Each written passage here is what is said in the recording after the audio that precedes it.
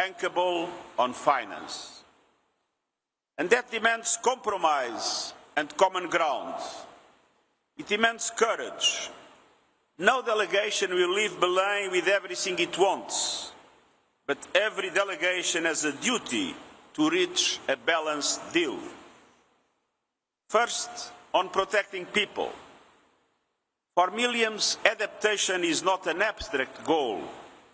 It is the difference between rebuilding and being swept away, between replanting and starving, between staying on ancestral land or losing it forever. Adaptation needs are skyrocketing, and the overshoot will push them even higher. Yet, developed countries' commitment to double adaptation finance this year is slipping away. So, tripling adaptation finance by 2030 is essential.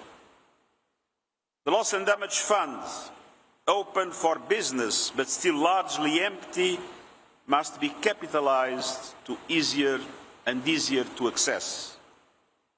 I urge all funders, bilateral partners, climate funds, multilateral development banks to step up and prevent further tragedies.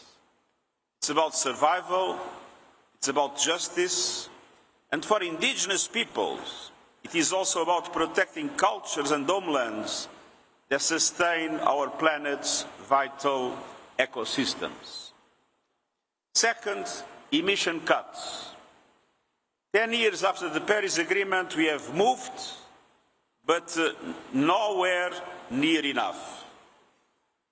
The UNEP emissions gap report shows that today's nationally determined contributions, even if fully implemented, would put us on a path well above 2 degrees of global warming. And that is a death sentence for many. Those national plans must be a floor, not a ceiling. We must move much faster with a drastic cut on emissions. The renewables revolution makes it possible.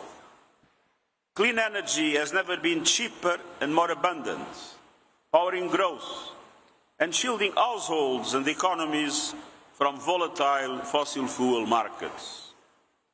With the right support, it is essential that most countries peak emissions now, slash them in half this decade, hit net zero by 2050, and go net negative after.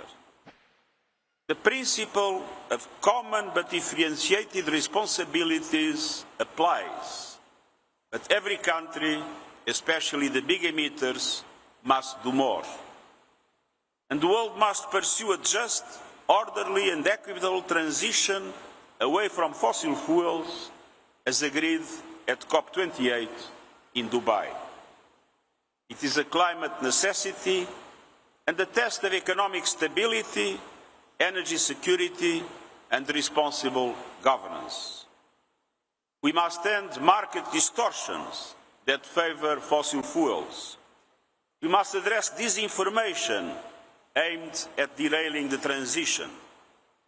But governments must support workers and communities still relying on coal, oil and gas with training, protection and new opportunities to go on with their lives in a positive way. I welcome calls for a just transition mechanism and the growing coalition asking for clarity on the transition away from fossil fuels. And I urge countries to ensure that the Belém outcome operationalizes a just transition that is aligned with the 1.5 degree world. Moving faster also means investing in infrastructure and meeting new electricity demand with clean power, including the surge driven by artificial intelligence.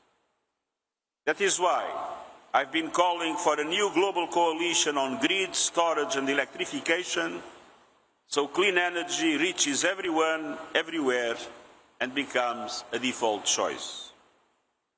We must also cut methane emissions sharply this decade using proven, affordable measures. And finally, and extremely important, it is imperative to halt and reversing deforestation by 2030, so nature remains a shield, not a casualty. Third, on finance. None of this can happen without finding that it is predictable, accessible, and guaranteed. We need a credible path to realizing the Baku finance goal. We developed countries leading to mobilize at least $300 billion by 2035 each year, and a clear route to reaching $1.3 trillion per year by 2035. Simpler rules must allow vulnerable countries to get support quickly.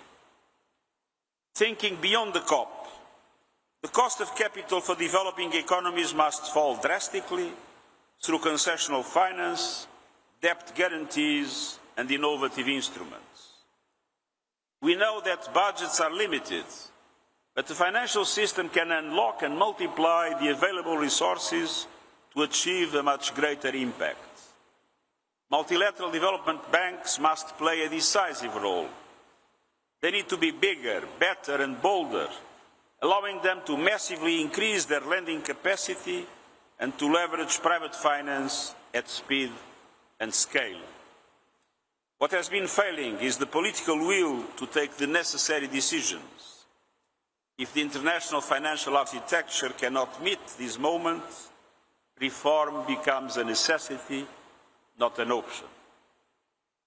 Dear members of the media, before I leave for the G20 meeting in South Africa, allow me to say a few words directly to ministers and negotiators.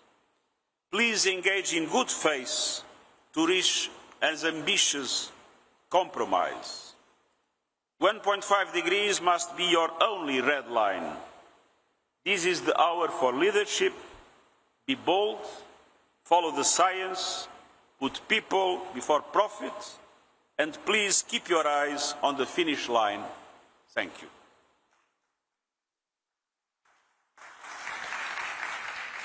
Thank you so much. I'm going to start with Victor from Globo. Thank you.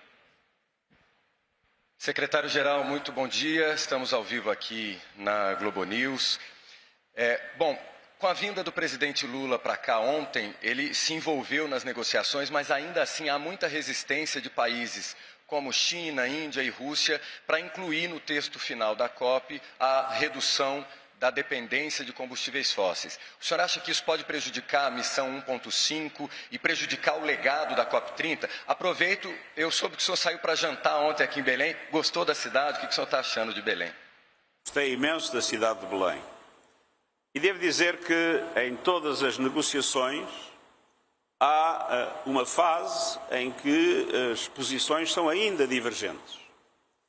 Para mim é claro que um acordo só será possível se esse acordo tiver em conta as preocupações daqueles que consideram que a adaptação necessita de um volume de recursos substancial e aqueles que consideram que de pouco valerá se apoiar a adaptação se as emissões continuarem a crescer de uma forma extremamente rápida, causando cada vez mais devastação por todo o mundo. Há, portanto, aqui um equilíbrio entre adaptação e mitigação que me parece importante resolver e estou convencido que a Presidência tudo fará para o alcançar e, obviamente, um dos problemas essenciais em relação ao nível de emissões que temos é o facto de os combustíveis fósseis representarem 80% das emissões.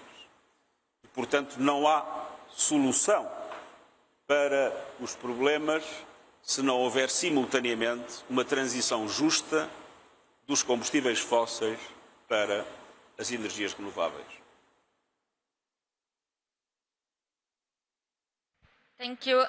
Thais from Climate Home News, please. Thank you. Following what you mentioned about finance and adaptation, and particularly on this COP30, what would you consider to be truly ambitious outcomes on the topic on public finance and adaptation? Thank you. I mentioned in my intervention that I consider possible and desirable to triple adaptation finance until 2030. And I strongly hope that it will be possible to find a compromise in which developed countries accept to engage in these objectives, and at the same time that their concerns about mitigation are also met by the COP. Justin from BBC.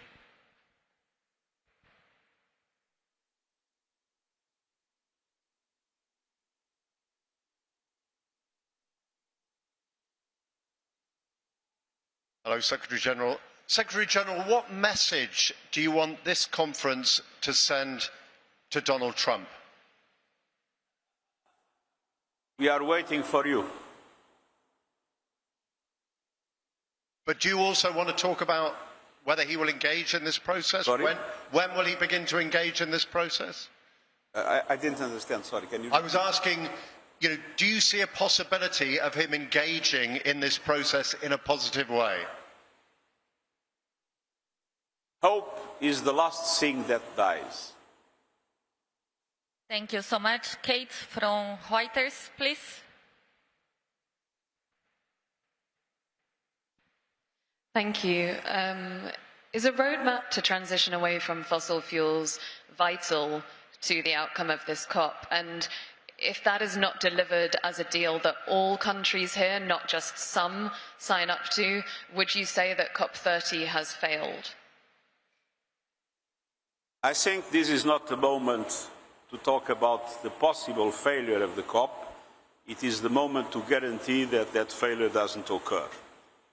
And so I am perfectly convinced that a compromise is possible, that to take into account, as I mentioned, the legitimate concerns of adaptation and the legitimate concerns of mitigation, which of course includes the necessity to take into account the question of fossil fuels, as it was done in the Dubai summit, COP. Thanks. Justin from AFP, please. If you can stand, just.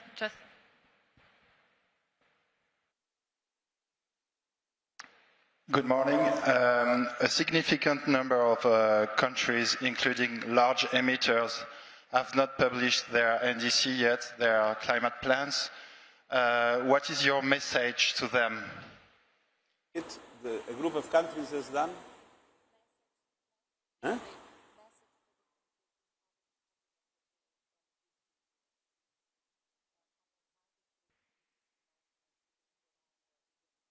Well, my message is that it's absolutely essential to have NDCs as quickly as possible.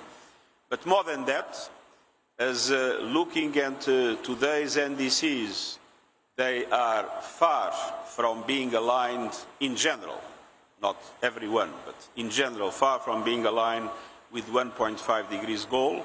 We need to consider them as a floor, not a ceiling, and we need to make an effort in order to guarantee that we have a more drastic cut in emissions in the years to come. I think we have time for one more. Jessica from Folha de São Paulo, please.